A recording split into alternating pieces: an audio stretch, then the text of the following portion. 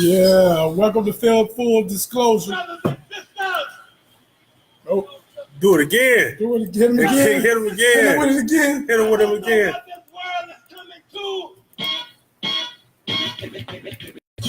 Yeah, The there it rhythm, is. the Welcome to rebel. Full Disclosure. I'm Derek Lamont Williams the first. We got Big Dick Dassley, Baba Rich Green, and the little lady of the house, Lisa. Hello. We have back by popular demand. We got a special guest back in the house. We got Dame. Big Dame in the house, y'all. What's up, y'all? What's up with it, y'all? What's up with it? Hey, man, I don't know. You know what, man? I heard it's Libra season now. Is The it Libra Virgo's out the way. The season? Libra's taking over, from what I understand. Oh shit. What's up to all the Libras Hey, out what's there? up, everybody? Happy man? birthday, Illyria. What's up, everybody? Hey, last week, what we get? What was the number? What we get? Views? Oh, It over was- 1,200. Yeah, We got yeah. we got over 1,200 views last week.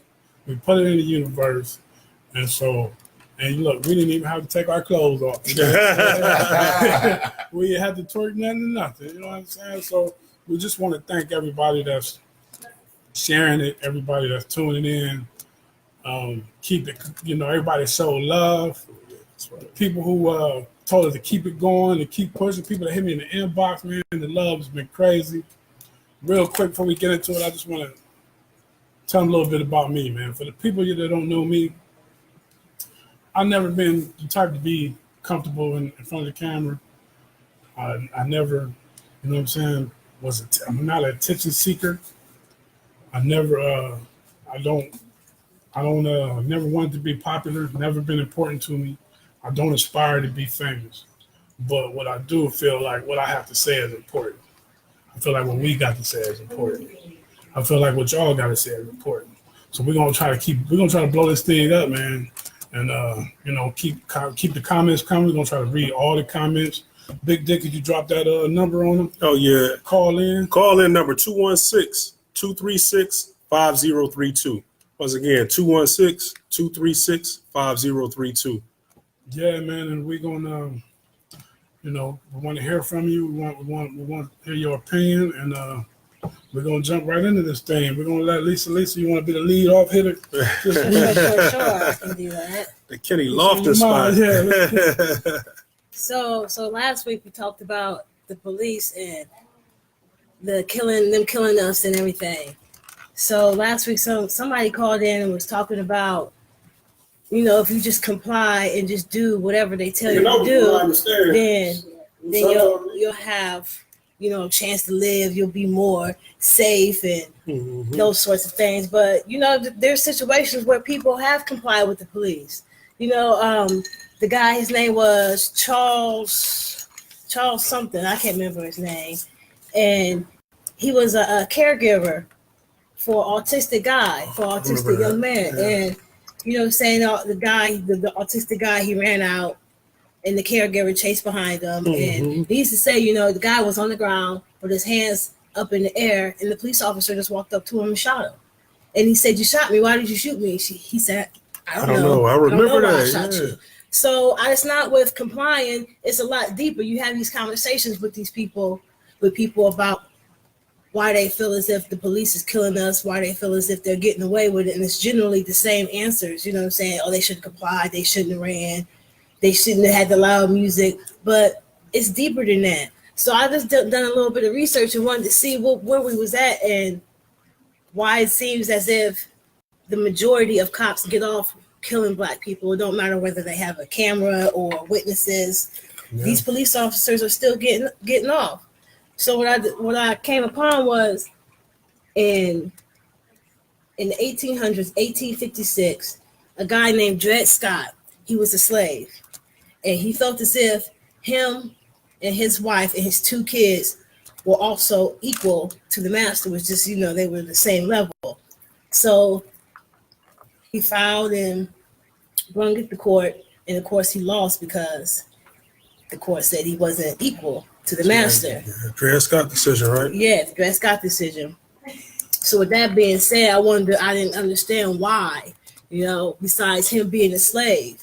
But if this man if it was free, why he didn't have the same rights?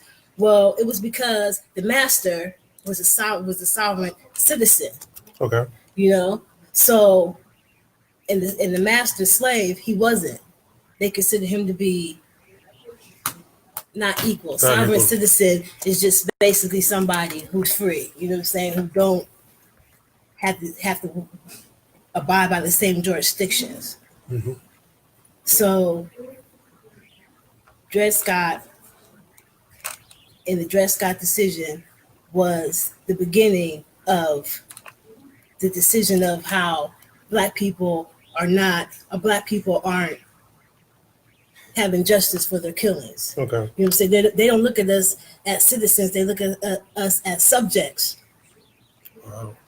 So basically, when we were emancipated, we were set free. But because our ancestors stayed here in America, they didn't go back to Africa, we are now suffering from that. So had they went back to Africa, we would have been in Africa. We wouldn't be subjected to the jurisdiction of America. Okay. So it'd be like if your child was emancipated and he left your house, he's free. He can do whatever he wants. He has to worry about his own affairs. Correct. But if he's emancipated, but he stays in your house, he still has to abide by the your house laws. rules. Yeah. So it's basically the same thing. Huh? Because we stayed here in America, we are subjected to The laws of America. Okay. And those laws don't fit for us. They fit for the white America, the sovereign citizens. The sovereign citizens. Okay. So basically, I'm feeling like maybe the only way to start to save our community, our race, our culture is maybe looking into maybe being a sovereign citizen, maybe starting a sovereign nation within the United States. You know what I'm saying? You know, that's pretty deep. it's a hard thing to do, but I don't think it's impossible. Well, you know, if I remember correctly, wasn't the Nation of Islam talking about that at one point to start a sovereign nation with inside the United States? But you know, their leader got corrupt. So, and maybe if we could find a leader that we felt was worthy of doing these things, then maybe he wouldn't be corrupt. Maybe, you know what I'm saying, he'll be for the greater good of us. But so far we ain't got that. You know what I'm saying? We're so indoctrinated and we're so lost. You know what I'm saying? We don't understand the Constitution. All this is in the Constitution. You know what I'm saying? Section 1, the 13th Amendment. Look these things up. You know what I'm saying? And it will tell you, you know what I'm saying, that we are subjects in the United States of America, which is a corporation. Yep. You know what I'm saying? It's not a country, it's a corporation. They run it as a business. So we're just patsies in the business. I got you. And this applies to white people as well. It's not just black people. Yeah. But they have it so we're so stuck on color, we're so stuck on race that we can't even see that it's all of us. That they're playing everybody against each other. You know they're what I'm playing the middle saying? against each other, yeah. While the elite don't have to even adhere to this, you know? You know what I'm saying? So basically, the Constitution is bullshit. The Bill of Rights is bullshit. You know what I'm saying? That's for Congress to know how to deal with the sovereign citizens, and we aren't sovereign citizens. You know what I'm saying? So you said like it's like a pecking order. Yeah. With the people in power, they're up here, then the sovereign citizens are right here, and then us as a subgroup in their eyes. In their eyes. Oh, wow. You know what I'm saying? Okay. So that's why basically these police are killing us and getting away with it. Man. So I mean, what can we do as a people when looking at this? You know, like now I heard what you said, like start a sovereign nation.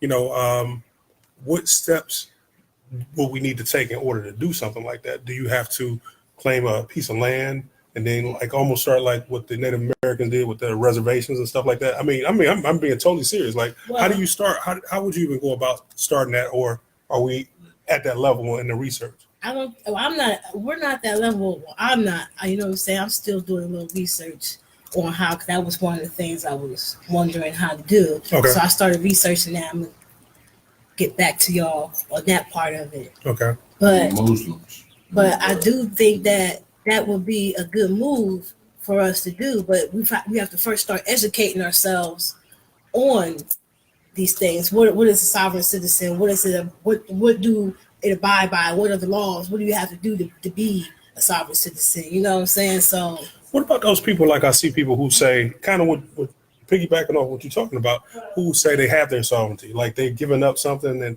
I guess it's something like with your social security number is a bank account behind it, and they say, okay, well, I'm a sovereign citizen and I'm not a ward of the court, because in the court, the ward means you can't take care of yourself. You're not mentally competent to take care of yourself. How are they claiming that? Is it paperwork that they do? Yeah, or? it's definitely paperwork you have to do, and you have to bring it to the courts. I'm not sure exactly how you do it, I got you. but I do know that it's some court papers you have to fill out, and it's a whole bunch of other stuff you have to prove. I'm pretty sure it's some fees you got to pay. It's always Somebody some gonna fees. get their money. That Corinne Gates, was that her name? Corinne Gates or whatever. She was a sovereign citizen. That was a young lady who had those warrants by the police, and they came up in her house and they shot her and her 5-year-old son. They killed her and her little boy. Wasn't she like? She fought for her sovereignty. Yeah. So That's probably why they did kill her, because she was filing for her sovereignty and she was probably going to win it. You know what I'm saying? She probably could have been granted. They can't have that. Veronica Thornton says, look into declaring your nationality. What's up, Veronica?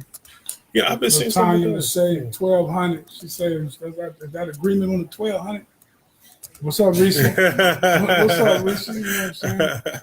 Veronica also said there are many more that have YouTube channels on how to do it through declaring your nationality. Okay, we'll check that out. I saw that. I saw the Moors. Now I know the Moors do have those steps, and they actually research it. It was a white guy that tried to infiltrate. They actually caught him, sent his money back, I've seen that. and they I've said, seen "No, that, no, yeah. you can't get it." Hey, Veronica, if you can call in, if you got some knowledge on this, please call in 216-236-5032. We'd like to get your take on it. And anybody who has a take on it, call in and do that. So now, based on what you said, if we are okay, so we claim our sovereignty. You start another nation within the nation. Mm-hmm. Do you start your own currency? So you move all the way away. All the way away. I So would definitely start my own currency. I would definitely start my own food, own you know what I'm saying, way to get your own food. yeah. Everything.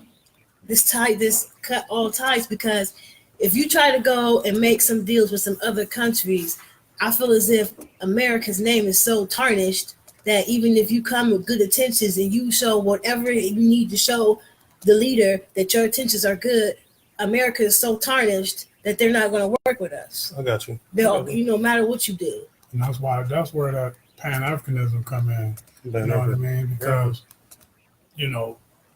around the world, they look at African Americans in America different than they look at white Americans. You know what I mean? So I would think it would be easier for us to work with other nations, especially especially Africa. You know what I mean? Even other nations that may not look like Iran, Saudi Arabia, other places that may look at, America like, South Korea, you know what I mean? Different places. They won't like that. They won't like that. You know what, man? I saw a video, Akon talking about something, not like this, but similar. He was like, we need to come back. He said, you could start a Fortune 500 company in Africa and get funding and be up quick. Yeah, I saw that. So I looked at the currency exchange in Kenya. So I'm like, okay, I can get 5,000. Let me go to Kenya and see what they do for me. So I put it in, Google it.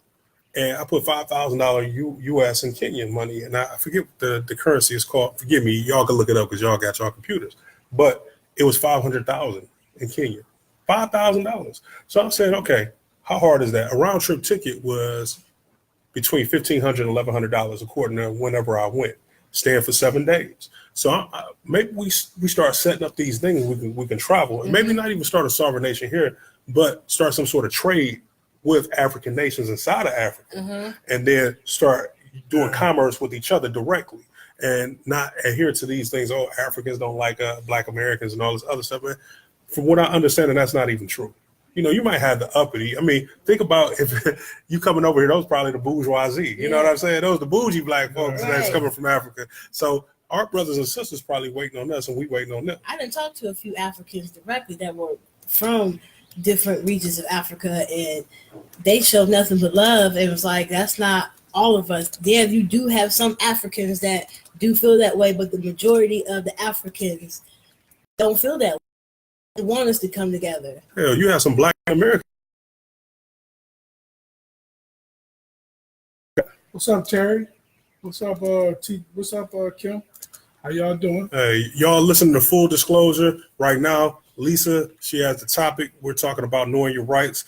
She did some research, went back in and talking about the U.S. Constitution, how to become a sovereign citizen within the United States. And we're talking about maybe some of the things that we can do in order to start a sovereign nation somewhere else. But as it relates to the violence that happens against us, what's some of the things that, I mean, just use it in your personal thing. I mean, it's not a one-shot answer. You know what I'm saying? Right. What's some of the stuff we could do to protect ourselves? Like not even against like police brutality, but just on a whole. What's some of the loopholes or some of the things that we should be looking out for as a people? I definitely think that it's all my first answer. 9 times out of 10 is always going to be educate yourself. Okay. Because if you get stopped or if you run into a situation where it's going to be legal, you're going to have to know what to do, and you can't always rely on the legal system to save your ass, because they ain't saving us. They don't give a shit about us. You know what I'm saying? So you need to learn you need to learn that legal language your own self to save your own ass. Even if you have somebody, a lawyer to back you, you still need to know what he's talking about, because he can come back and tell you anything. You know, I saw a video. It's funny you say that. I saw a video about, they were talking about grand juries. It was a woman who used to be a DA, district attorney, and she said that that when presenting an indictment, that the person they're presenting the indictment against has no say-so or can't present any evidence during that time. Should we start looking at, okay, how can we rewrite some of these laws and move forward in doing that? Now, is that something we need to do with a politician, or do you think we have the power as private citizens to kind of get behind something and change this legislation? I think it's going to be up to us, because we've been relying on politicians for the longest, and you see where we're at. Yeah. So it's going to take up to you, me, him, her, purple, black, orange. It don't matter. To come together and change these laws. Whatever needs to be done, we need to start finding some way to change these laws. If we're going to stay here, shit needs to change, and it needs to change through us. You know what I'm saying? Stop bullshitting around. Stop worrying about this. Stop worrying about that. Oh, these new shoes, these new Facebook, Nicki Minaj's ass. You know what I'm saying? That shit has nothing to do with your everyday real life. Laws, but her ass is beautiful. It's big inside. It's It's the beautiful. one thing we never have changed. We changed a lot. We changed the way that white people think about us, and they love us now. Most white people love black people. They ain't gonna say it, but they do. But at the same time, from slavery, we are loved more by white people at all times, but at the same time, don't think that they really love you because they families. You gotta wait for these families to die off. Mm-hmm. Well, you know what? Is it so much that they love us or they love our culture, what we bring to the table? I think a lot of That's people the love, reason. they love the swag, No, they love the really. fun, they love that, but do they really love That's the person? no. What you said last is the reason they love us. They like they love their dog. You know what I'm saying? Yeah. You know, They they love our family swag. dog. Man, I was told a long time ago, and I And think they look- Xavier told me this. He was like, I forget, it's an author who said this. He said, you know, Black Americans, like they look at their dog. I love you, but you ain't gonna grab no seat at this table. Yeah. You're gonna let your dog sit at the table on Thanksgiving. You gonna throw him a few scraps here and there. You might love him to death, Yeah, exactly. but he got to know his Cry place. and cry when he died. You know Cry what I'm when he saying? died. Cry. Oh. But see, Lisa, you said something profound earlier. You said that That's they right. basically got the middle fighting against each other, where the elite know what's going on, and then they try to make Exactly. poor white people mad at black people and black people mad at white people in general, and keep us arguing so we don't see what's really going on. White people need to understand the word white didn't even come into term until about the 1600s. You know what I'm saying? Before then, you wasn't categorized by your skin tone. It was where you were from. You were Irishman, an Englishman. You weren't white. You weren't black. You weren't Chinese. You know what I'm saying? And all that came into play when they freed the slaves. Now they scared. Oh, we scared, so now we gotta gather up all these black people. We gotta find somebody to gather up all these black people so we can contain them. So they went and told the poor white people, look, y'all gotta get these black people, because if you don't, they gonna take over. So now you got all the fucking scary ass white people coming in, kidnapping, but capturing all the black people and putting them in jail. And lo and behold, what do you have? The jail system, the policing system. You know what I'm saying? Learn your history, then you can start understanding what the fuck is going on. Yeah, or how to circumvent it. Exactly. You know, if you don't know how you got to a place, you don't know how to get out. You don't know to get out. And you know, a lot of times you hear me talking about financial. It ain't no freedom without financial freedom. You have to have some financial literacy. You know, you're sitting here, you working these jobs. You know, I just saw a great post about a brother. He hustled, and I shout out to you. He got a job making like 91.5 a year, but he's been through a lot of adversity. But at the end of the day, when he retires from that job, if he doesn't own that company, what does his kids get? And this is what we have to learn. Moving through society and making money and getting jobs and all that other stuff, that's all well and good, because you do need to eat. And I'm not saying don't eat. But what are you leaving for future generations? We have to start thinking 700 years down the road. We have to think generations down the road.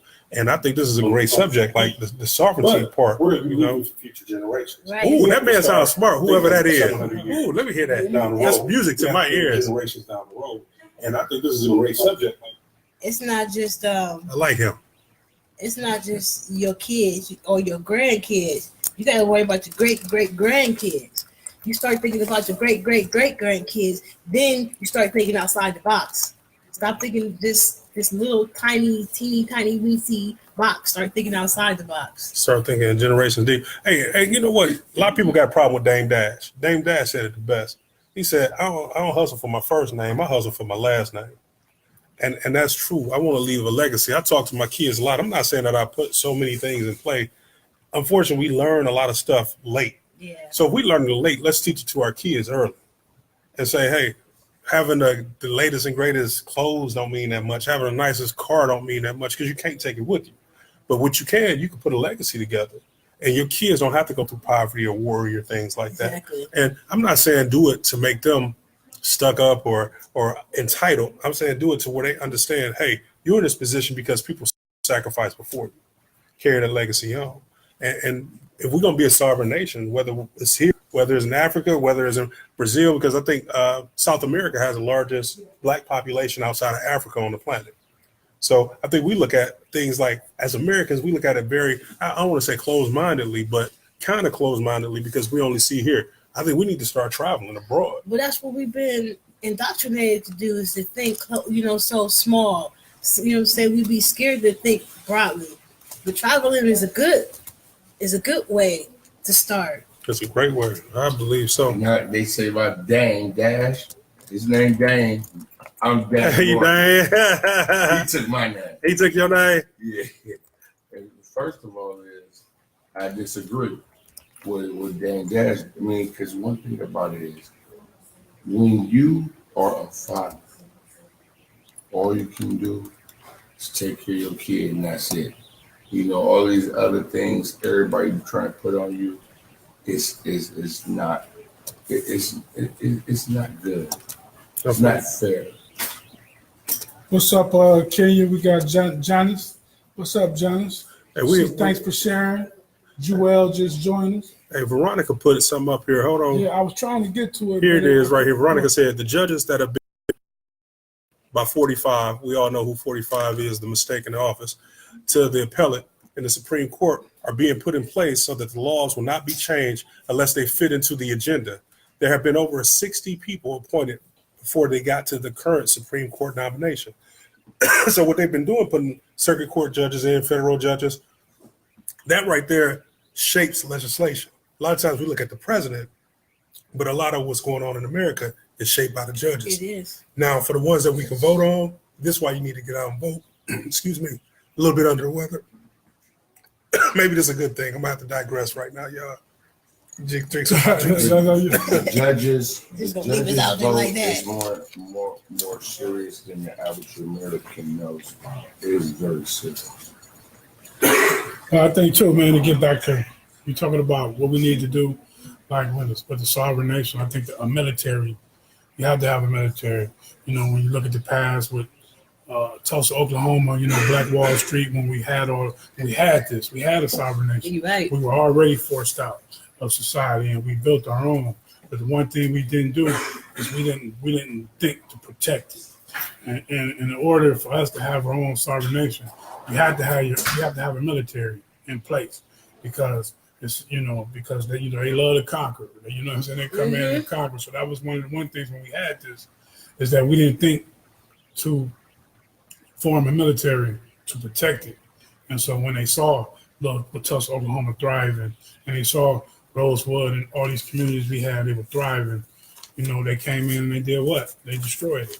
They burned it down. You know what I'm saying? They crippled our whole economy. You know what I'm saying? Basically, they crippled the whole community over and over again. Every time we build it up, they would come in and dismantle it to the point where it is where it is right now, where it's disjointed. Yeah. That wasn't done by accident. That was done intentionally. They filtered the drugs in the community. They put us in these closed-in situations and with no money, and forced us into these situations. That was a plan. See, people always want to talk about conspiracy theories. I don't call it conspiracy. It's a plan. These motherfuckers been 4 steps ahead of us from the beginning. If you don't realize that, you slip it. They generations and generations ahead planning for.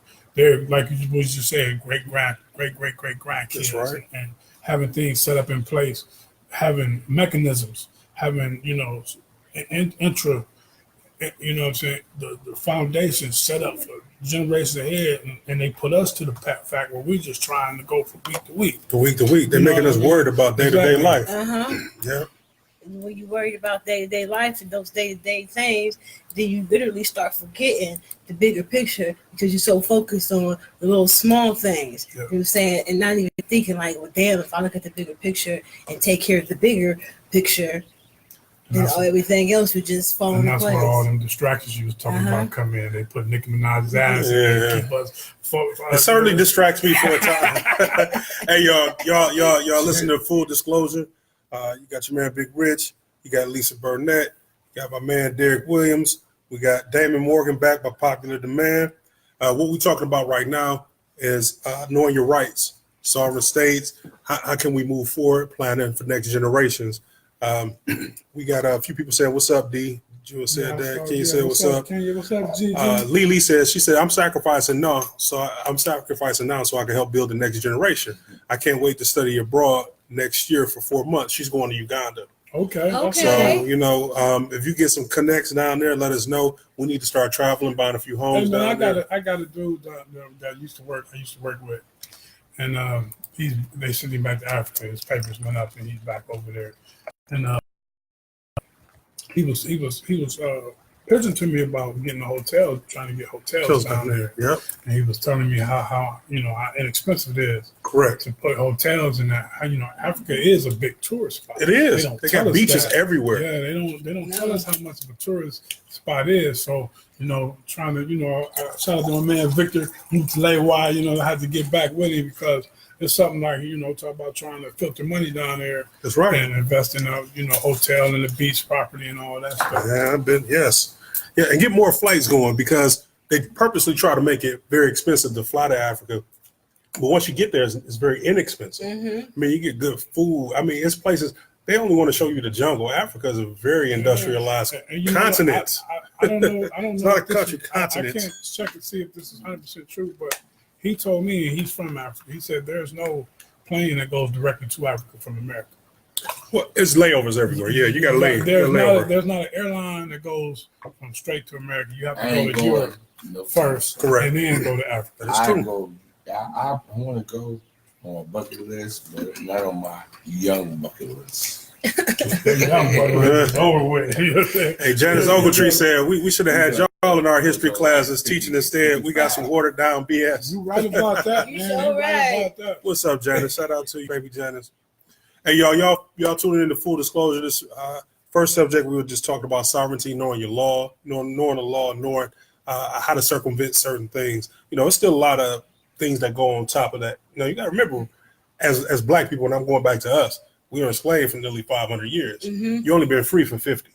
So it's not going to change overnight, but that's still not an excuse to start taking steps forward. Right. So let's this generation, let's take a leap ahead so the ones after us can keep leaping. You know what I'm saying? Yeah. So let's just build it for them, but it ain't going to change overnight. Go ahead, Damon. I'm gonna say one thing about this. It's better. And as a black man right now, I took one oath and I told my son this, and I'm gonna tell everybody I love it. You check your ass out, you go to work, you know, do what you do, hit the bar, and you take your ass home. That's what you do, because you got to be individualized as a black man now. You can't, but at the same time, things we doing on this show is what we got to do. But on an everyday basis, don't put your ass in the way of getting fucked up. Pretty simple. You know what I'm saying? You know what I'm saying? Hey, yo. We're going to the social media post. I roll live. I roll behind. You gonna roll last? roll All right, live. so social media posts. Y'all know I'm a talker. Y'all lucky. My win can't go today. For the people who, real quick, for the people who don't know, we do the social media posting week. This is where Big Dick Bobby Rich Green he scans the social media outlets. You know, he's looking around and he's looking for something interesting that you guys are posting. We picking from everybody during the week. You know what I'm saying? Something interesting, something that, you know, that piques his curiosity. We're gonna break it down and unpack it. So all right, well, you know, it was several things that caught my eye this week, but one in particular. It said, "Can a Muslim and a Christian coexist in a marriage? Can it last? Can they date? Can they get married?" I want to know your opinion. Now, I might need y'all to call in 216-236-5032. Can a Christian and a Muslim coexist in a relationship? Can they get married? Will it last? So I want to ask Dame. I'll start with you. Do you see a Christian and a Muslim lasting in a marriage? Yes, but it's going to be on a very, very rare occasion. Occasion, I should say. It'll happen maybe 5% of the time, but yes, it can happen. Okay. Derek, what's your thought on that? Lisa, what's your week on? Let me go hear what you gotta say, then I'll tell you what I'm thinking about here. No, it can't last. Mm-mm. Why you say that? It's the difference is too extreme. It's too extreme. You know, religion is already an extreme thing, subject, whatever you want to categorize it. No, they can't. I don't think any two different religions can be together, especially not one as strong as a Muslim. They're pretty strong in their faith. Okay.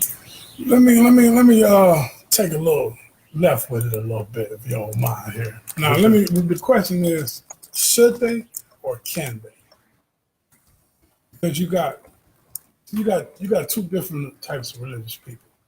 You got the majority, I won't say the majority, but you got a lot of people who are religious by name. And what I mean by name is, you know, they grew up, they were taught a certain religion, whatever it may be, Muslim, Jewish, but they don't really adhere to it. You know what I mean? They don't really follow it. They may go to church about 4 Sundays in a row, but you know, that 5th Sunday you don't stay in bed. And, you know what I mean? They're not, you know, they read their Bible here and there, but they're not really, you know, they're not really out on it like that. Then you got the devout Muslims and the devout Christians that really, really live it. So when you got the people on the, you know, if you really want to be with somebody, because one of them has to put their religion on the back burner for it to succeed. You know what I mean? If somebody has to sacrifice. So like, you know, Christmas days, holidays, you know, when you have kids, then it get messy. You know, how do we raise our kids? What do we teach them? On Christmas, where do they go? Our parents' house, do they go to church? Well, I don't celebrate, you know what I mean? Somebody has to give. I've seen it work, but that's because one of them might have been devout and the other one was not. And so they didn't really care. Like, okay, you can raise the kids as Muslim. I don't care. You know, I'm really a Christian because my mom and dad was Christian, but I ain't really on it like that. Mhm. You know what I mean? So that it can happen, but not devout. If it's a devout Christian and a devout Muslim, they're not even going to speak with each other. That's not going to happen. Well, hold on. Let me see some of the things. You watch a Full Disclosure. You listen to Full Disclosure. You on the podcast. You driving. Hopefully you enjoying this. We were talking about, can a Christian and a Muslim coexist in a relationship, marriage, dating, whatever. Here's some of the things that we're seeing. Aaron Rollins said, it won't change overnight, and it'll be hard. It's hard on every level. Oh, she's going back to what we were talking about earlier, knowing the laws, knowing your rights, changing as Black people. It won't change overnight. It will be hard. It's hard on every level, and the next generation is not trying to hear it. So be prepared to sacrifice without any reciprocity, appreciation, or reward. And Terry Sanders said, scriptures from both books say no. They call one another infidels in Islam and Antichrist in Christianity. Jewel Mitchell said, no, it won't work. They will be divorced in a year or two. Different views, unevenly matched. I want my man to myself, not sharing with no woman. I agree with her. Okay. I don't. Okay. All right. And Terry said, usually it's the women who yields, no matter what the religion. And, I mean, it varies. I think it varies. I know a Christian man is married to a Jehovah's Witness. It was hard for him to not celebrate holidays and do certain things. He felt by himself a lot of times, but they're still together. I know, as far as Derek, you kind of hit it on the head. Are they practicing, or are they by name only? And by that, I was raised in it, so my grandmama and them was this, so I'm that. And it's not shitting on their beliefs or whatever. It's just like, how devout are you in your religion? That's most people, though. So, and that's most people, because if that's the case, you wouldn't see Muslims and Christians having babies out of wedlock, or anyone, Catholics, whatever have you. But it's crazy how we make sacrifices, or we make exceptions for so many things that we want to do. Exactly. So I want to have a little liquor. I'm going to have a drink today. I want to fornicate. I'm going to have a little sex today. I want to gamble. I'm going to play the number today. You know what I'm saying? You make all these reservations for things that you want to do. But now you're in a relationship with somebody you're supposed to love, but you can't sacrifice. Right. I call bullshit.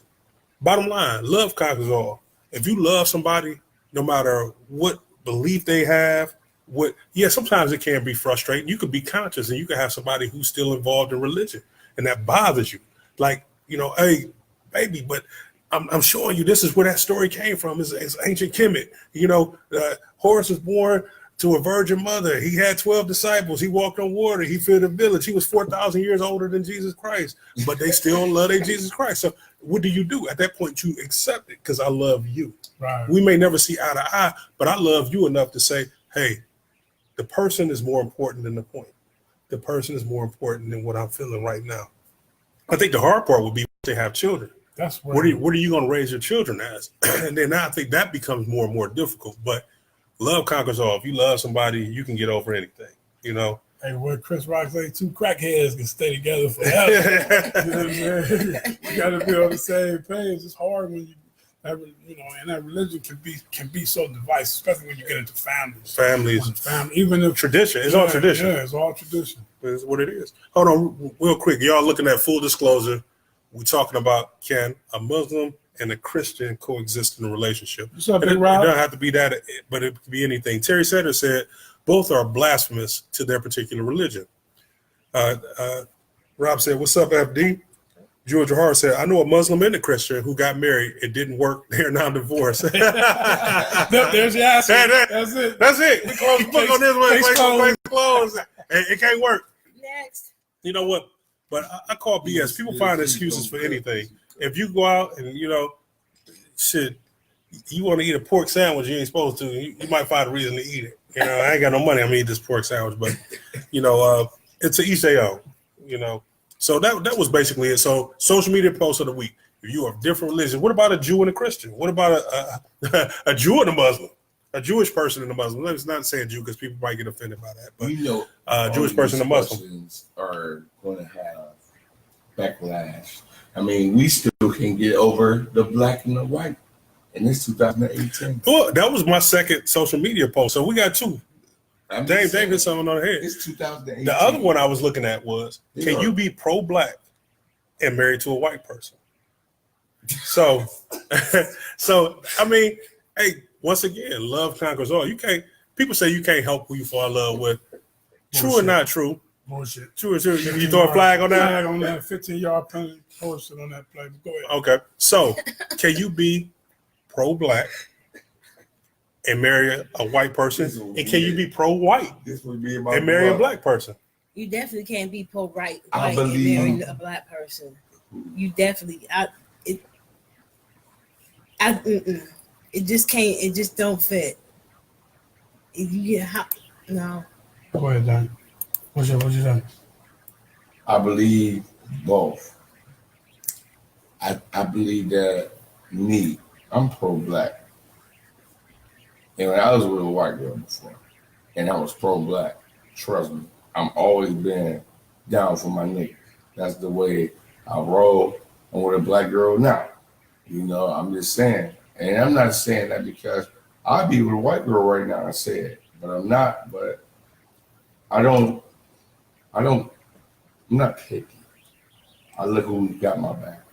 But at the same time, when you're talking about what everybody's saying right now, it's different. Everything is different in life. I think, man, it's to me, it's levels. All right. When you say pro-black, and you pro-black, right, but you with a white woman, to me, that's like, that's like, we can talk about it, but are you really about it? Like, that's like if I'm signing Nike, right? And everywhere you see me, I got Adidas on. You know what I mean? You're gonna lose that You contract. see what I'm saying? Like, how can I say I'm with Nike, but I don't wear Nikes? See what I'm saying? So if you pro-black and you really, really for the struggle, how can you have a white girl? I can't. You can talk about it. You can do some nice things. You can make some documentaries. You can say some. You know what I mean? You can have some knowledge. You can drop some knowledge. You can. I'm not saying you can't do none of those things, but when the shit really hit the fan, right, in the revolution, just say the revolution comes today. Just say Donald Trump just started opening up concentration camps, started putting brothers in there, and it's going down for real. Who is your loyalties to? To your people, or to your woman, or to your people, or to your man? See, that's when it really comes down. You can say you're pro-black, but when it's time, you know what I mean. When it's really time to get there, who is your loyalties to? Well, You I can like- you can be with a black woman too and be the fakest black dude on earth. That's what I'm trying to say. Oh, no doubt. That's what I We was see it all the trying to time. No doubt. say. Look, like I said, We when I seen look Clarence for- Thomas. when I look for- What you talking about? A woman is the one thing in your life, in my I opinion, think Clarence Thomas that was you one. do Sorry. by the feeling that they gonna You take can say care Ben of you. Carson. You I can say don't the same care person. People anything that- else. Yeah, I roll with my dogs, but when it comes to a woman, I don't look. Man, it's hard to find a good woman. No, it's not. I'm gonna tell you this: vagina is a hell of a drug. But Lisa, I want to hear the woman's input. Enough of this testosterone. We need some femininity up in here. So do I think? Okay, can you be pro-black and be married to a white person? I think that if you are like Derek said, if you consider yourself to be a real pro-black person and not just part of the trend, then no, you can't. That's impossible. You're saying that's insanity. You can't superstitious. You can't be a real pro-black person and be married or with a white girl, white guy. Okay, that's pretty deep. Now, I brought up the question. Y'all can call in 216-236-5032. Comments on here. Riz, You before know, get into okay, your, yeah, I I'll see. read some of You the were okay. So some of these are going back in between because we talked about can you be of different religions and be together, and we talking about can you be pro-black or can you even be pro-white and be with somebody of a different race? And lastly, more than black and white out here, but you know how we do. So we got Janice Ogletree. She said yes, there is no sharing involved, not sharing. Veronica Thornton about can you be pro-black and married to a white person? Hail to the nah. Veronica said their allegiance will be the ones that look like them. My black ass can't be with no white man, knowing when shit get thick, he gonna turn and run. Al had read the dread. said, without any community accountability, very few follow any obligations or responsibilities. Individuality allows the unacceptability. You know what, man? I feel like I went to Wu-Tang class, you know, like, hey, I wait for the beat. It's 36 chamber, boy. He the 37 chamber up in this boy. Yeah, hey. So, hey, he think very deeply. We got to have him on the show one day. Terry Sanders said, if I'm aware that you are compromised, I'm no longer down with you because you're sleeping with the enemy. Ann Rollins said, Jews, Muslims, and Christians believe in the same God. Thank you. Look at Ann. See, all of them got Abraham in all their stories. We know about that. The biggest trick of the devil is to divide us. We are children of God. I prefer to focus on humans and spirituality versus race and religion. That's pretty nice. And Jules said, absolutely not. All right, man. Here's my take on it, man. Obviously, I know I can say some controversial things on this show sometimes. This is gonna probably be my most controversial thing. I say if you love somebody, you love that person. I don't think that it signifies that you're not black enough if you're married to a white woman or a white man. I don't think that should be the end all be all. I think that it weighs heavily because it contradicts your message. I do. But if you fell in love with that person, maybe you fell in love with that person before you became pro-black conscious or start loving yourself, but you still got that love for that person. And as long as that person respects where you stand and how you love your people, I don't see what the problem could be with that. Now, I can see the problem when you're around, you speaking, and you're at a Black Panther meeting or something like that, and you're like, let's bring my lovely wife to the stage. Everybody, what the hell is he doing? You know, you might just look at yeah. Hey, man, let's keep it all in chill. I'm killing dead. No, I ain't never been a woman, but vagina is a hell of a drug. Let me ask a question. So And don't forget that 780 credit score. That's pretty good, too. I got a lease on this motherfucker. You want me to let this go? You see, I got this nice ass house. Shit. I couldn't get this with my credit. What if your white woman or your white man, whatever, consider himself to be for the cause? For what cause? For the black cause. You know what I'm saying? He's down with the cause. He's down with don't treat black people bad. And, you know what I'm saying? Vagina is a hell of a drug. I just said it. No, I'll say this, man. When I was in my second tour in 9th grade. Y'all see what y'all dealing with, right? I was in my second tour. When I was in my second tour in 9th grade, I had a teacher. His name was Mr. Charney. And he was married to, I don't know if people in Cleveland remember C.J. Prentice, who was a C.J. Prentice back in the day. Yeah. If you grew up in the Glenville neighborhood, right. You know C.J. Prentice. C.J. Prentice. He was married to a black woman who was, I don't know if she was a councilman. I can't remember what she was, but she was running. She was elected official in Cleveland. And this was a white, Jewish, bald, fat dude. And this was like right around the time I really started coming into knowledge of self. I came in that journey on my own, listening to, P, Chuck D, and that type of deal. And then so happened the universe led me to this class.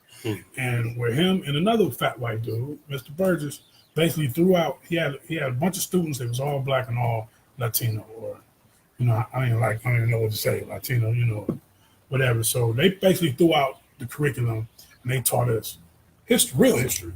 They taught us, and I was from two white dudes, you know what I mean? And he was married to a black, and he was down. He was, he was teaching us, he was passionate about it. He really cared about us. He felt like as black people, we should know our history. And he basically put his job on the line because they knew what he was teaching us. If he knew the guests that we had and the stuff that he was putting on us, they would have fired him. Mm-hmm. You know what I mean? So you can have. And he the one who hipped you to Omar Ali Bey, right? Yeah. Well, I knew Omar Ali Bey. Mm-hmm. I knew Omar Ali beforehand, but he brought Omar Ali Bey to the class. And if you're from Cleveland, you know Omar Ali Bey. Talk about somebody down for the cause. So they were, and he was a white man, right? Yeah, he was a white Jewish fella. So you know what I mean? So, but he was down for the cause. You know what I mean? Look at Jordan Maxwell. You can't. And I'm not trying to derail you. I give it back to you.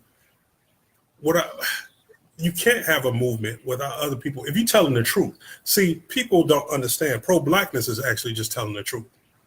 When you see black people being pro-black, it doesn't mean anti-white. Unfortunately, when you see white people being pro-white, it means anti-everything but white.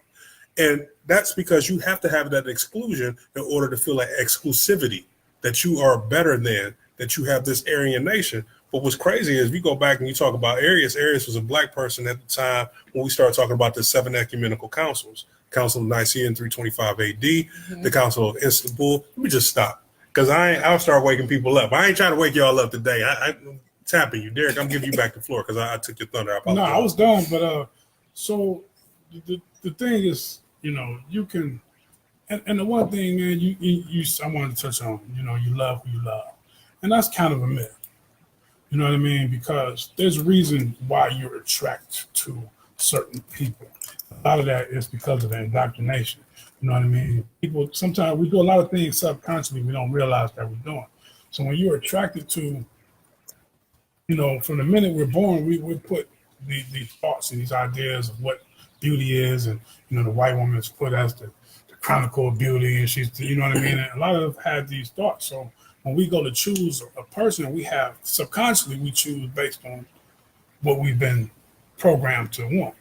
So like you may not even know why, you know, you with this white woman or whatever. But the thing about that is, in the one video that you showed, don't disrespect.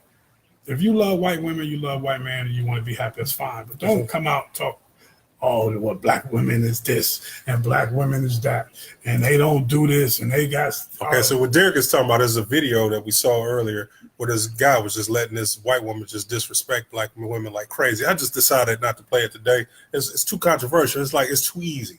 Yeah. It's too easy. Dude in the sunken place. Let's just get that out the way. That's a whole different level. But I mean, it's brothers that got white women that like Coco. Coco got a fat ass. I can't get mad at Ice-T. How you gonna get mad at Ice-T all that ass? I'm like, I can't get mad at Kanye. Did you see Kim Kardashian's ass? I know she paid for it, but still, it's still lovely. That's what I'm trying to say. Y'all know I'm tripping, man. Hey, I think as a man love women. I never seen no man on this panel with a white woman.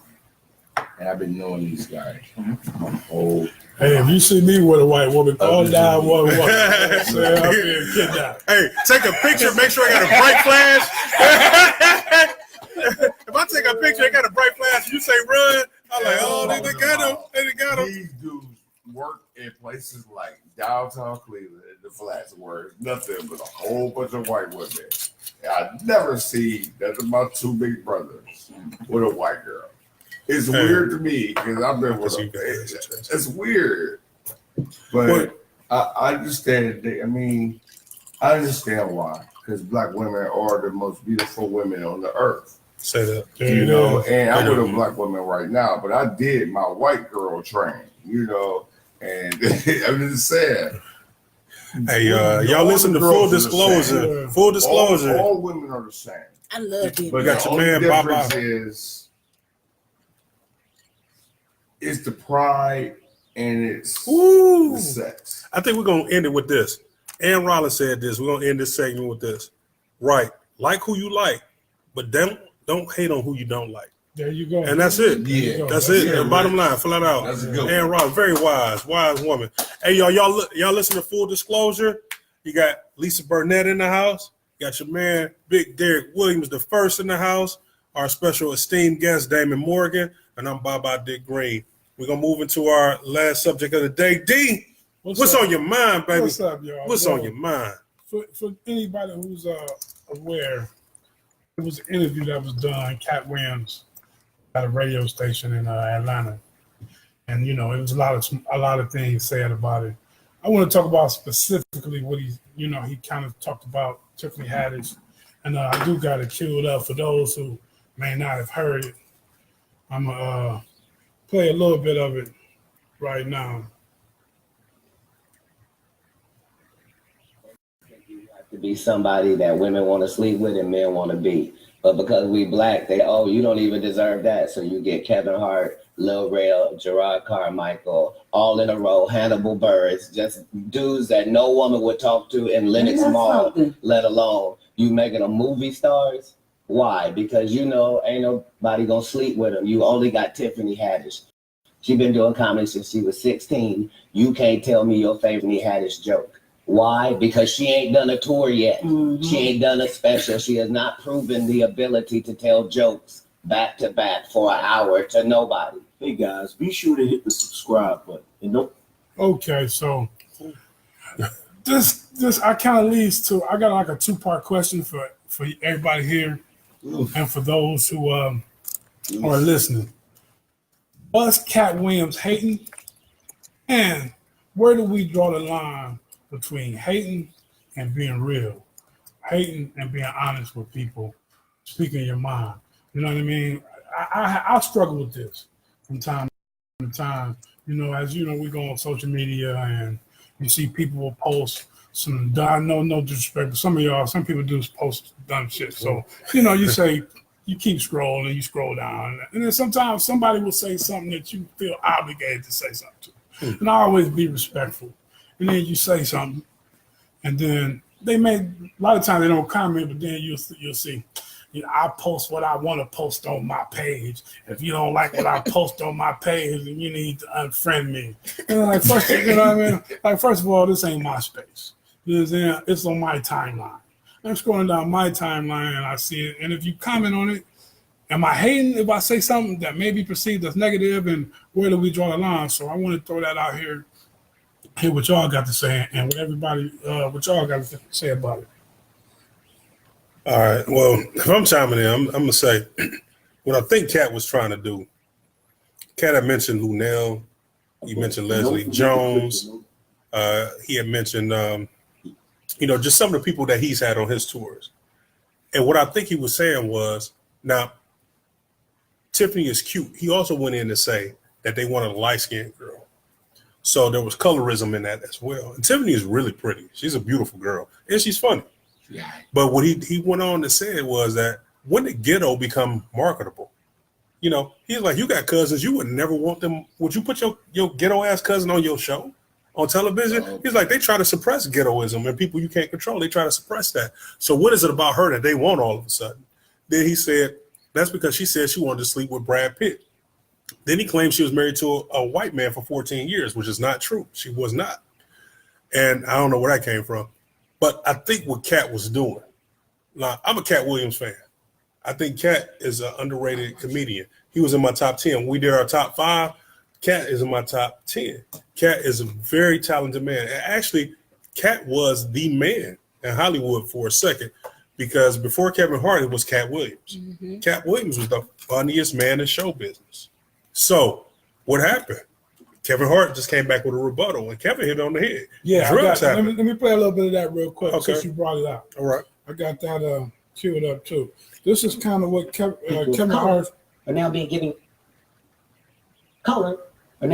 opportunities to star, to lead in various projects. Well, just the ugly people, according to some. Just according to some. Okay. When the people of color get these opportunities, why are the people of color the ones that are tearing the people that are getting the opportunities down? Mm-hmm. My frustration comes from, you don't realize when I preach about the crabs in the barrel mentality that eventually we have to take responsibility for our actions. Mm-hmm. So if I'm looking at people that share my craft, I'm going to bring up the people that Cat Williams named. Mm-hmm. Lil Rel, Gerard Carmichael, Hannibal Buress, myself, Tiffany Haddish. Correct. Lil Rel is seeing so much success after doing a special Relevant. He went on to do Get Out. He now has a show that he's producing and starring in Fox. Gerard Carmichael had his own show that he starred, wrote, produced. Gerard Carmichael is on to his second special. Hannibal Buress also comedy specials and is now doing various movies and getting the opportunity to have features and to have a presence. Me, Kevin Hart, the guy that sits on top right now, have taken advantage of all the money that I have. I've shot over 56 specials for the upcoming generation of comedy. Why? Because I'm trying to create opportunities for others. Rather than complaining about it, I'm fixing it. I'm putting my money where my mouth is. I also take full responsibility for any and everything that I've done in the fucking business, good or bad. My frustration with Cat Williams comes from you keep pointing at Hollywood. Hollywood, this, the white man, this, and this. When do you take responsibility for your actions? You had the shot. Cat was in that position at one You point. were the guy. Yeah. You were set up to be the star. You didn't show up to work. You fucked off promo shoots. You fucked off your promo. So that's I'm kind of mirroring that thought process. So a lot of times, I posted something this week. I was like, when you're wrong, say you're sorry. When you're right, be quiet. Yeah. And Cat Williams has hated a lot on Kevin Hart's success. And so has Mike Epps. Let's just get it out the way. Those two. And then Mike was like, Kevin only popular because of social media. Well, what about all these comics? If it was just that, like when Eminem said, okay, I'm white and I'm famous only because I'm white, it's a whole bunch of white rappers. Why they ain't as famous as me? Why they don't get us? You can't keep blaming. If you're not getting what you want, then the people are telling you you're not giving them what they want. Give the people what they want. And you're right. I think what Cat Williams was trying to say, and I'm just playing devil's advocate. I believe Cat Williams felt that there was a lot of people that got shitted on and looked over. Like Derek loved Patrice O'Neal, one of the funniest comics that ever lived. I think Patrice O'Neal was a genius. I think Corey Holcomb is a genius. These just aren't household names, but these brothers bring it. But the thing is, why do I have to shit on your shine in order to make my people shine? We become a society of absolutes. I see, like, you see this with Beyonce. So many women, she thinks she this, she thinks. Well, you should always feel good about yourself. Why do we have to always shit on the person at the top? Oh, they didn't get successful. It's Illuminati. It's this. White people ain't giving black people shit if they ain't bringing in money. It's all about money. So stop pretending that they gonna do one thing for one and not the other. Mm-hmm. Now, maybe you don't play the game. Now, that could be part of it. But the truth of the matter is the cream rises to the top. I believe Cat was just trying to get Lunel, Leslie Jones, Camacho. What's her first name? I can't think of her name. Yeah. He was trying to get them some shine. Like, these sisters, y'all been putting work in for years. I love y'all. Y'all just as good. But sometimes when we try to do stuff like that, we inadvertently or purposely shit on other people. I'm not going to denigrate somebody. I ain't going to say, Oprah Winfrey, fuck Oprah Winfrey. You know what? You need to know about Lisa Burnett. She bringing it. It's just we on the little syndicated Facebook show. We doing our little podcast. Fuck Oprah. Why would I do that? Well, Oprah laid the groundwork for so many people. Just follow the footsteps, the blueprint there. Exactly. Do what the fuck you need to do and be talented, and it'll rise to the top. And if you don't get it, guess what? You just wouldn't get in the right message. Sometimes you're not born in the right generation. That's just it.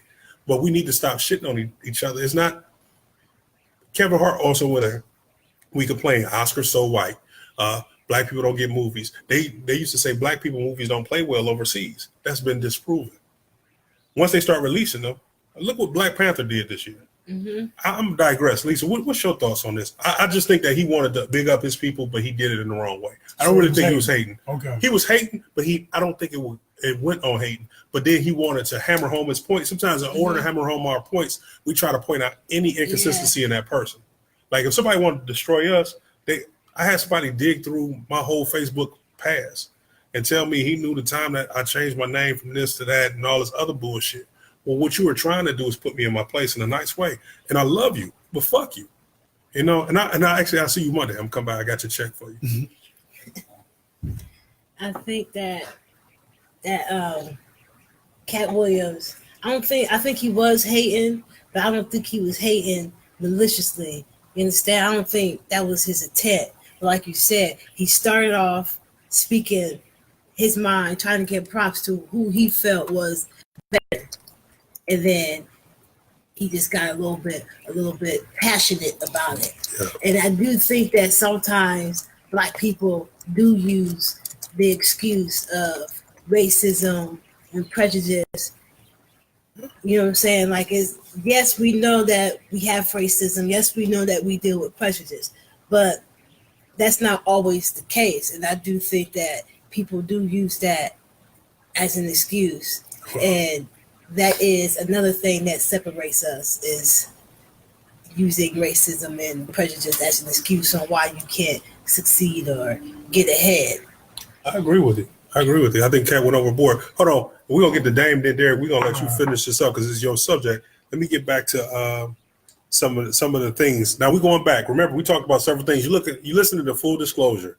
You got your man, Big Dick Green. You got Lisa Burnett. You got Derek Lamont Williams the first, and you got Damon Morgan. Today, we covered a lot of subjects. We talked about knowing your rights. We talked about can you date somebody of different religions? Can you date somebody of different races and still be pro your race? Now we're talking about Cat Williams and the whole Tiffany Haddish thing. So you're going to hear some of these comments. They're going to seem out of place, but some are right on time. Al Hared the Dread said, a lot of times most folks think being a part of the movement is about speaking up and telling the truth of a history. But this is a small fragment of the whole. The economic part of the movement is the major component. And that takes very little talking. Group economics is what is vital, is the vital part of the Black cause. I wholeheartedly agree with that. Mm-hmm. So big ups to you, Al Hared the Dread, one of the realest people I know.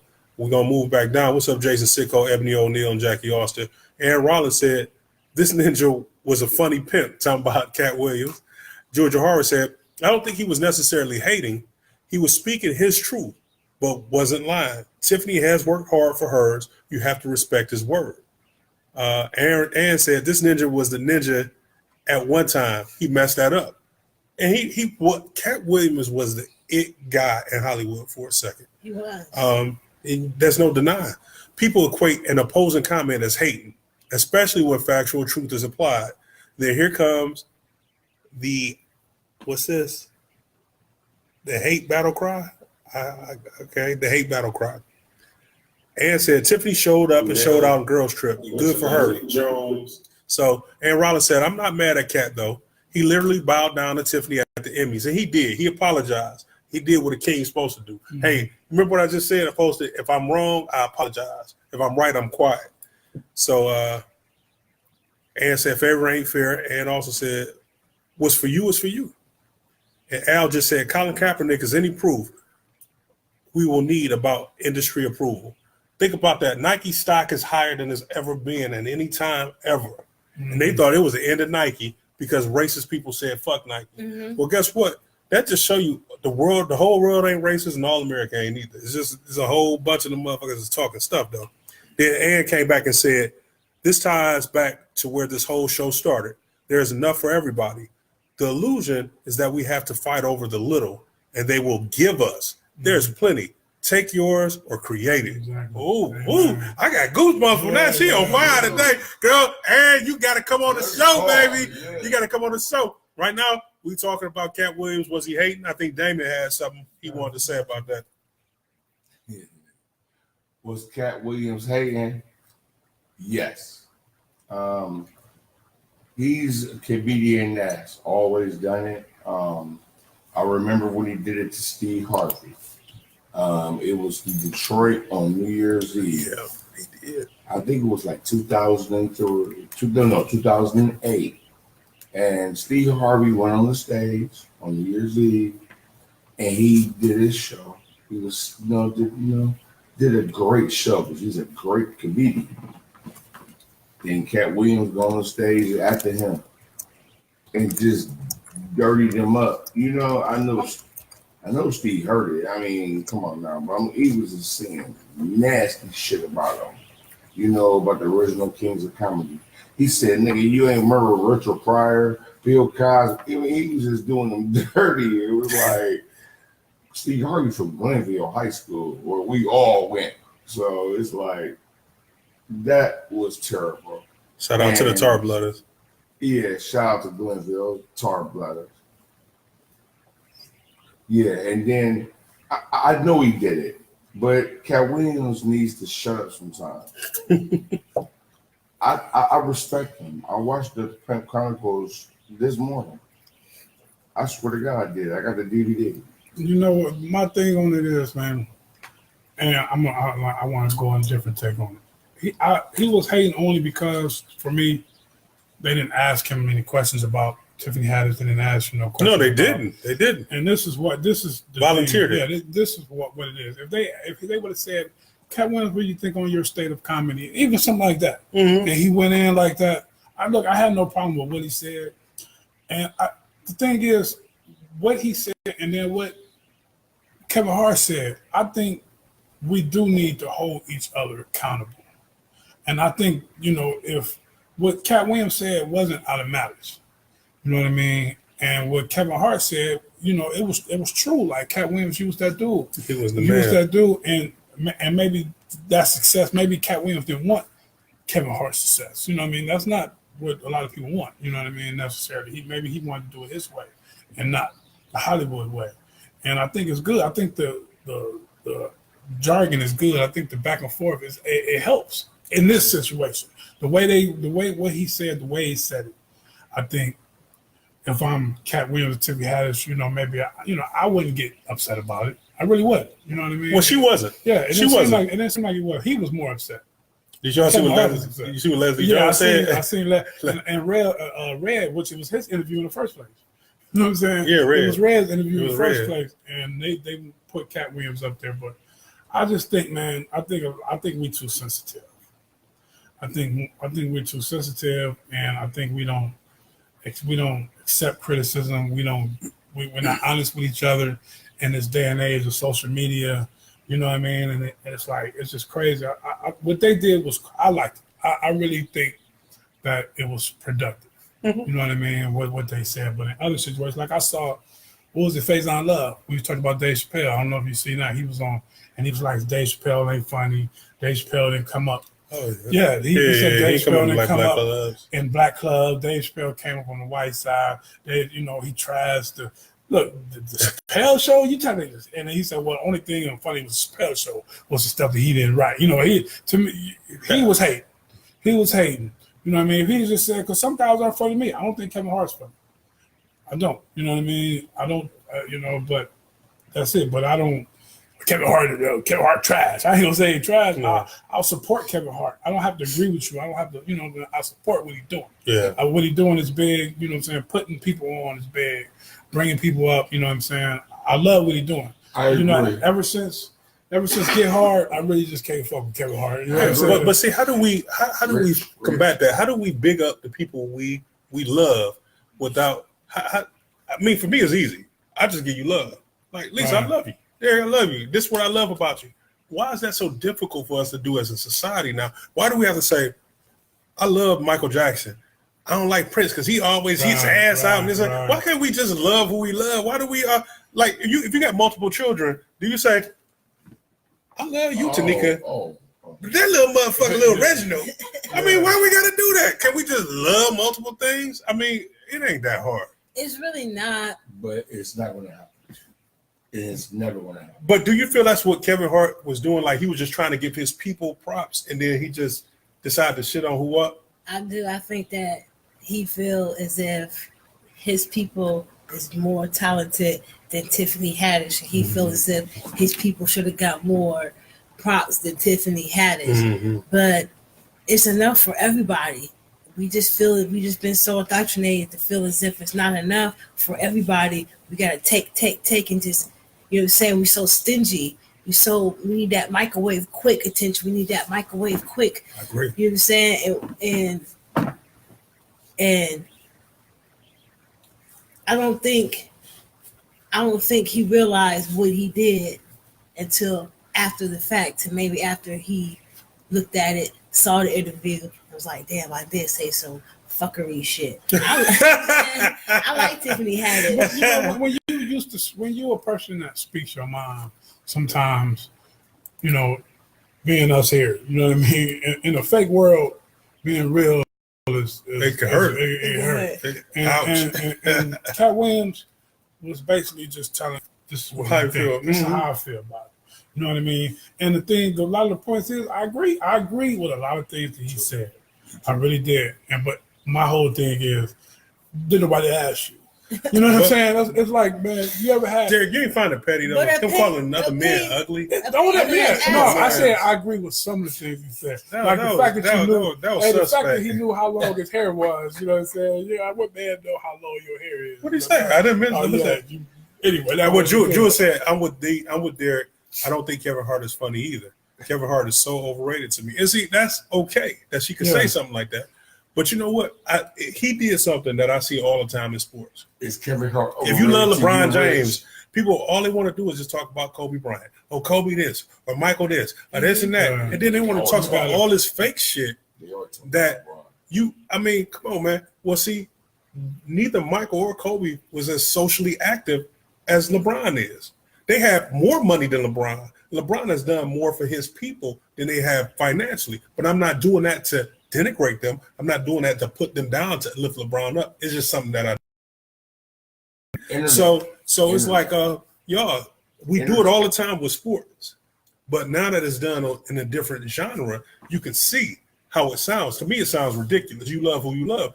You might think Barry Sanders. You're a Detroit Lions fan. I think Barry Sanders was beautiful to watch. That man was poetry in motion. But Eric Dickerson was my favorite running back. You know what I'm saying? Yeah. That's my favorite. But I never shit on Barry Sanders. I ain't never seen people do what he did. Something that Kevin Hart did say, Yeah. and a lot of things that he did say, I'd agree with too. Just like I agree with what Cat Williams said. Kevin Hart made some great points, and one of the points that I didn't play, he did say, really, if he would have just led with, you know what, I love Tiffany Haddish. I think she's a great actress. Thank you. And then Here's what I think. That would have been, that would have alleviated the whole. And it's about just being respectful. It's man. perspective. Being It's respectful. not what you say, it's how you say it. Yeah, exactly. And I think if he would have just said, "Hey, I respect what she's doing her thing, but I want to comment on such and such and such and such," then it would have went over a whole different way. Just thinking about what other people think, other people feel, being empathetic, being understanding. You know what I mean? We can alleviate a lot of that. You know what I mean? Okay.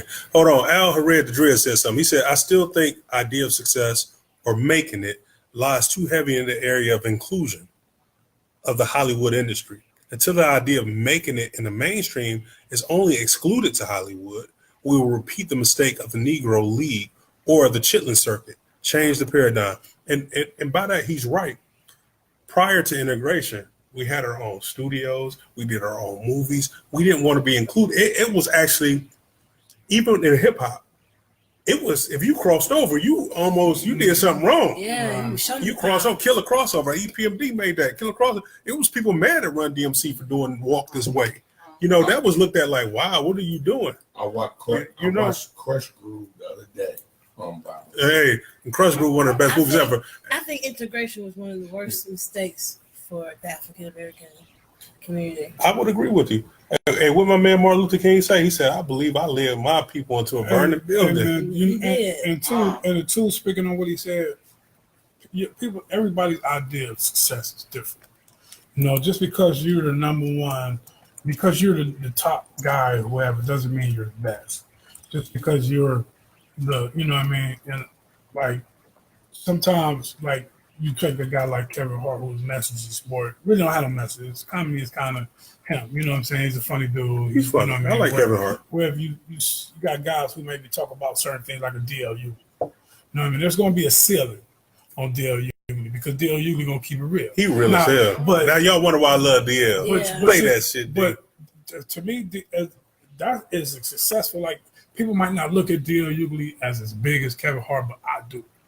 Because you where you at without compromising a motherfucking thing. He say what's on his mind. He go on all them talk shows. I love it. He be on all the little Lily White talk shows, and he be telling it just how it is. And so I would take him, the fact how he does it like that. To me, that's successful. That's it. Where somebody else might not think he's as big as Kevin Hart, and maybe the numbers wise he's not. I totally agree with you because DL Hughley every day at 3:00 is on 93.1. Number one, R&B show in Cleveland every day. Telling it like a T.I. is, you know what I'm saying? He was on the King. What's up, Johnny I Jones? love the little Kings of GD Comedy, section of 18 it. years ago. I still watch it as my girl. Man, I still watch the Kings of Comedy, and he really on Trump. Yeah, Johnny And Jones guess just what? said. Johnny Jones I said. love DL him. Hughley is real. Yeah. And usually jumps on Trump like a kid jumps on a trampoline. Hey, man. And sometimes it's hard not to make this show so political. Like, I've kind of stayed away from it. I know in the beginning when we were doing these, I'm like, oh man, I'm about Trump to is easy. I'm about to give it Trump to him. is so easy. That's just like we could do Trump every single week. We could. Yeah, you're right. It's just easy. Hey, y'all listening to Full Disclosure? You got your man Big Dick Green, bye. You got Lisa Burnett, the lady of the house. You got Derek Williams, the first, and our esteemed guest, Damon Morgan. Y'all check for Damon right now. Damon's putting something together really special. He's going to be certified in doing this public speaking and doing this communication. Y'all make sure that when he bring his thing, that we support him, and we support him in every way that we possibly can. Because he's going to be doing a podcast soon. Matter of fact, he did one last week. I can't wait to check it out, see what he was talking about. Jacquees, how you doing? Lori, hey, how you doing? You know, these people go way back with them. Y'all join Full Disclosure today. We talked about a lot of subjects. Jewel Mitchell just hit us with something. Let's see what she said. Everybody does talk about MJ better than LeBron, but overall, LeBron is a better role model. My God, he opened the school from where he's from. I love LBJ. You can't get mad at that. But then that goes to we can't. One or the other. We don't have to choose. We don't have to choose. You know, we love them all. I love MJ I had too. a conversation with my son where we was talking random about something, and I mentioned something about Beyonce, just on the random, and his first response was, Rihanna. Well, I like Rihanna. How'd I guess? And exactly, and How'd so I guess? I had Rihanna. to check it right there. Like, look, Stop it. we don't. That's the indoctrination. We obligated to choose one or the other, or to say, okay, I don't like, if I'm listening to Nicki Minaj, I can't like Cardi B or That's so crazy to me. It's not one or the other. We got to support everybody, you know what I'm saying, in a way. Now, if you're not a fan, I understand some people, like you say, you like Eric Dickerson. It was just something about whatever, but you didn't have to. Yeah, he was my height. He can run. Right, you know what I mean? So it's everybody just I'm gonna support each other, whatever. You let's love each other. Yeah. No. Al Red the Dread said Ice Cube showed this best. Cat Williams situation with the Sid the Entertainer character, laugh aloud. We all know this old throwback way our folks can be. So Cat Williams ain't hating. He is who he is in the main industry platform. Basically, Cat Williams was being real to who he is. And I love that, man. I love he's people been real who to who he is. express themselves. I love what they call No the fear. asshole. Yeah, Yeah, just say no what's on your fear. mind. Just try to preface it in a way where we were respectful to each other. You know what I mean? And that's all. I mean, he could have took the time if he had respect. I wasn't even having respect for Kevin Hart. If I had respect for you, I would have, or Tiffany had, I would have took the time to think about a way to put it out there where it might not ruffle no feathers. But I'm still gonna say what the fuck I want to say. You know what? A lot of times, though, we think that the shine that other people get is ours. We deserve it because we worked hard for it. But you pissed a lot of that off. Like I said, Cat Williams is the man. And, Al Hared, Al the Dread, he mentioned something. He said, Ice Cube. Ice Cube put Cat Williams on. He put Michael Epps on. He put Chris Tucker on. Ice Cube. I don't know why we ain't talking more about Ice Cube. Ice Cube has done a lot for a lot of different people. Yeah, Witherspoon wouldn't be as big as he is. Bernie Mac wouldn't be big as he is. Ice Cube said, hey, I'm going to take this Hollywood platform and I'm going to blow it up. He is a living legend. But we don't talk about Ice Cube like that because, like Derek said, we trained to talk about certain things. We see differently. We using our pineal gland. We got that third eye is wide open. So we could really talk about some deep shit on this show. I think sometimes, we give you little tidbits. We give you little bite-sized pieces, Y'all get a little bite-sized anything because you know what? You can't beat people over the head. You want to preach. So, D, we coming up on an hour and 23-minute mark. Now, y'all, just so you don't know, if you don't know, we'll be launching that website. We'll give you that URL for that. We also do this on a podcast. So y'all look for Full Disclosure with Derek, Lisa, and Baba. That's how it's listed. You pull us up on that. So when you riding your bike, you working out, just listen to us. Talk to us.